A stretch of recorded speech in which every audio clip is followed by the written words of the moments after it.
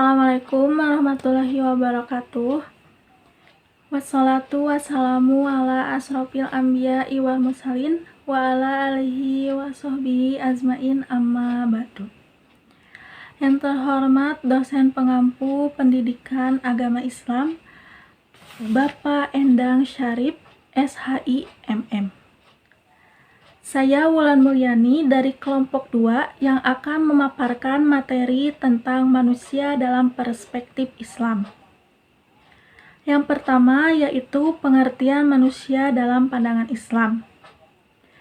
Menurut ahli Alexis Carrel, pengetahuan tentang manusia demikian itu disebabkan karena manusia adalah salah satu makhluk yang dalam unsur penciptanya terdapat roh ilahi. Hal ini juga dijelaskan oleh Allah Subhanahu wa Ta'ala dalam Quran Surat Al-Isra ayat 85 yang artinya, "Dan mereka bertanya kepadamu tentang roh, katakanlah roh itu termasuk urusan Tuhanku dan tidaklah kamu diberi pengetahuan melainkan sedikit." Lalu menurut Jalaluddin Abdullah, manusia menampakkan dirinya sebagai manusia jika ia menggunakan akalnya. Tentu saja atas bimbingan wahyu.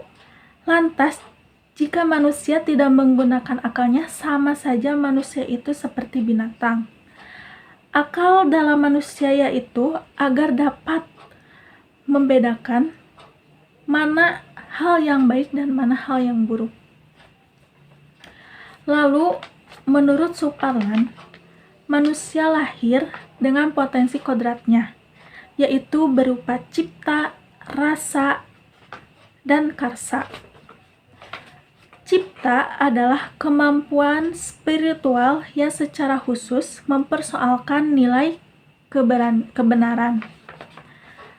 Lalu ada rasa. Rasa adalah kemampuan spiritual yang secara khusus mempersoalkan nilai kebenaran. Lalu ada karsa, yaitu kemampuan spiritual yang mempersoalkan nilai kebaikan. Dalam potensi itu, manusia selalu mendorong untuk ingin tahu dan bukan mendapatkan nilai-nilai kebenaran, keindahan, dan kebaikan. Lalu yang kedua ada penciptaan manusia dalam agama Islam. Manusia hakikatnya adalah salah satu makhluk ciptaan Allah Subhanahu wa Ta'ala. Di dalam Al-Quran juga menjelaskan bahwa Allah menciptakan manusia beserta dengan tugas-tugasnya.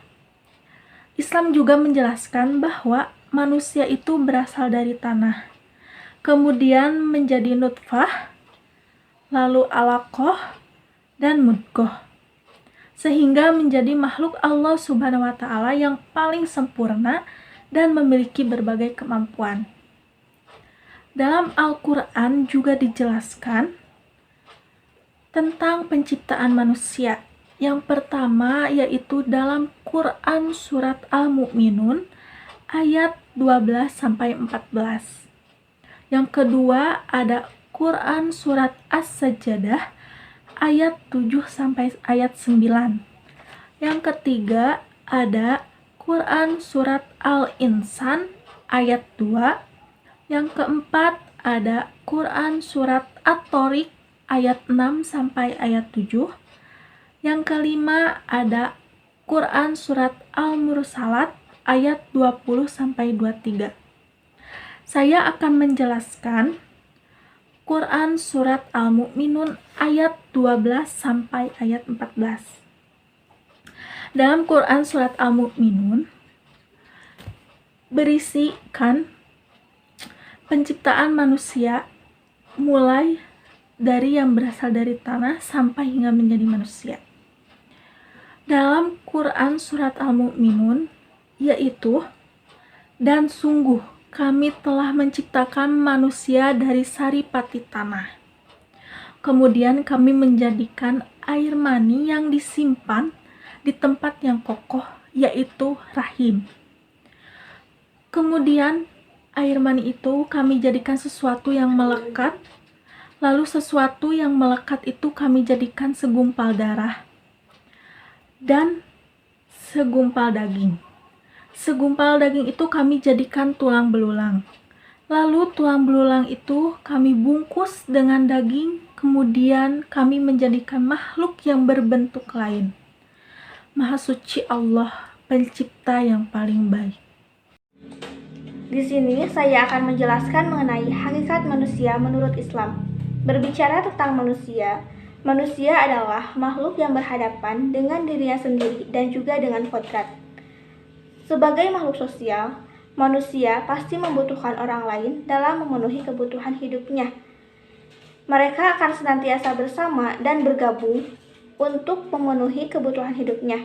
Mereka akan bersosialisasi dan membentuk kelompok-kelompok dalam rangka pemenuhan kebutuhan dan tujuan hidupnya.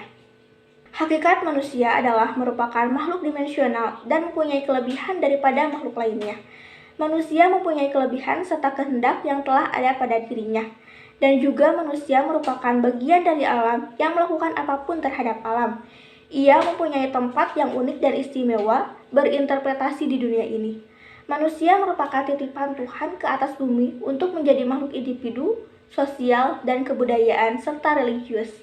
Manusia merupakan makhluk ciptaan Allah Subhanahu wa Ta'ala yang paling sempurna, karena manusia dibekali dengan berbagai kelebihan dibandingkan dengan makhluk lainnya, yaitu nafsu yang merupakan sifat dasar dari iblis, taat, patuh, dan tunduk yang merupakan sifat dasar dari malaikat, dan juga akal yang merupakan sifat dasar dan kelebihan dari manusia itu sendiri. Ketiga hal tersebut membuatnya manusia memiliki kedudukan yang tinggi di hadapannya. Jika manusia dapat memperoleh ketiga hal tersebut dan dapat memposisikan diri sebagaimana yang telah dititahkan oleh Allah Subhanahu wa Ta'ala kepadanya. Selanjutnya adalah kelebihan manusia daripada makhluk lainnya. Sebagai seorang manusia, sudah selayaknya kita pandai-pandai bersyukur kepada Allah Subhanahu wa Ta'ala atas segala karunia-Nya dalam penciptaan manusia dengan cara dan sifat yang istimewa. Adapun beberapa keistimewaan yang patut untuk disyukuri diantaranya adalah 1. Manusia yang paling mulia dan utama, karena manusia mendapatkan kedudukan yang tinggi daripada makhluk Allah Subhanahu wa Ta'ala yang lain. Ia merupakan makhluk yang paling mulia dan utama karena manusia dianugerahkan Allah Subhanahu wa Ta'ala dengan akal dan pikiran yang paling maju dibandingkan dengan makhluk-makhluk lainnya. Yang kedua, manusia adalah makhluk Allah Subhanahu wa Ta'ala yang paling cerdas, karena Allah Subhanahu wa Ta'ala memberikan kita otak. Otak tersebut mampu memproses banyak sekali data yang masuk, kemudian mengubahnya menjadi suatu tindakan yang positif, kreatif, komunikatif, bahkan negatif. Namun, anugerah otak itu pula memberikan tanggung jawab kepada manusia agar dapat membedakan antara yang baik dan yang buruk. Yang ketiga adalah manusia adalah makhluk yang paling baik. Hal ini karena manusia memiliki keluhan dan kemuliaan lebih baik dari malaikat, lebih sempurna kejadian fisiknya maupun rohaninya. Yang keempat adalah manusia mempunyai kemampuan untuk memahami kausalitas, sebagaimana dijelaskan oleh Allah Subhanahu wa Ta'ala dalam Quran Surat Al-Baqarah ayat 164 yang artinya, sesungguhnya dalam penciptaan langit dan bumi, silih bergantinya malam dan siang, bahtera yang berlayar di laut membawa apa yang berguna bagi manusia, dan apa yang diturunkan Allah dari langit berupa air, lalu dengan air inilah dia hidupkan bumi sesudah mati, dan dia sebarkan di bumi ini segala jenis hewan, dan pengisaran angin dan awan yang dikendalikan antara langit dan bumi. Sungguh terdapat tanda-tanda keesaan dan kebesaran Allah bagi kaum yang memikirkan.